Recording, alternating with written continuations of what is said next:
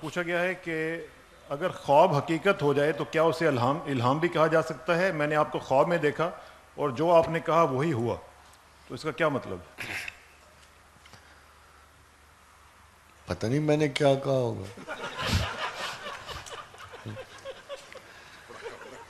اصل میں تو نہیں اس پر رائے دے سکتا، اور جب تک میں پورا خواب سن نہ لوں اور روایت اور درایت پہ کنفرم نہ کر لوں میں نہیں اس کا جواب دے. مگر اگر ایسا ہوتا، سنیں آپ میری بات، آپ نے کبھی ماضی میں سنا ہوگا کہ میں سمندر میں سفر کر رہا تھا، جہاز ڈوبنے لگا، میں نے اپنے مرشد کو یاد کیا، پھر ناگہاں مرشد حاضر ہوئے اور انہوں نے شانے سے جہاز کو اٹھا کے سیدھا کر دیا. مرشد کبھی رستم زمانہ بھی ہوتے تھے.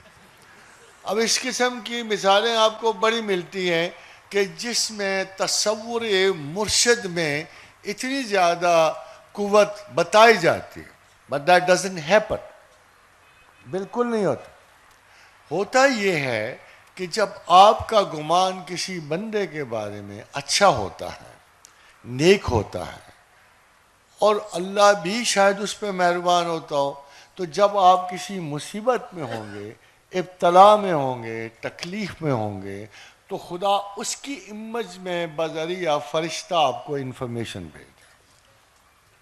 یہ کبھی وہ آدمی نہیں ہوتا، نہ وہ ٹریول بھی نہیں کرتا. یہ سب نہ جاننے والوں کے قصے ہیں. ہوتا یہ ہے کہ فرض کرو ایک آدمی رستہ بھول گیا، اب اس کو رستہ نہیں مل رہا، وہ اپنے مرشد کو پکارتا ہے.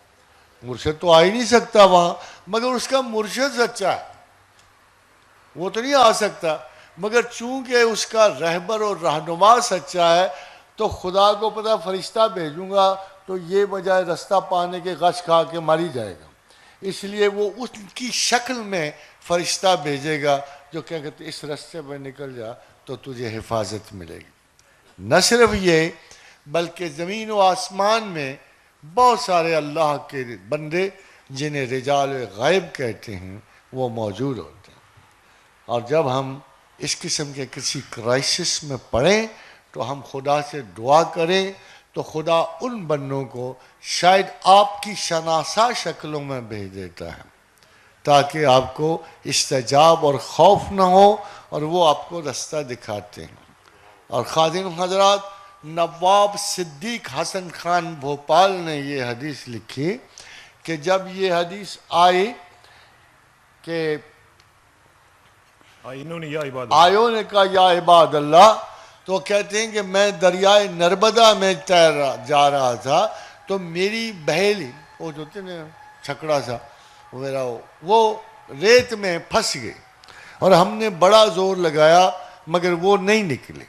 تو نواب صاحب کہتے ہیں کہ مجھے یہ حدیث یاد تھی، میں وہاں سے نکلا اور میں نے اپنا رخ جو ہے موڑ لیا بہیلی سے اور میں نے دعا مانگی آیوننی یا عباد اللہ. تو جب مڑ کے دیکھا تو میری بہیلی ساحل پہ کھڑی تھی.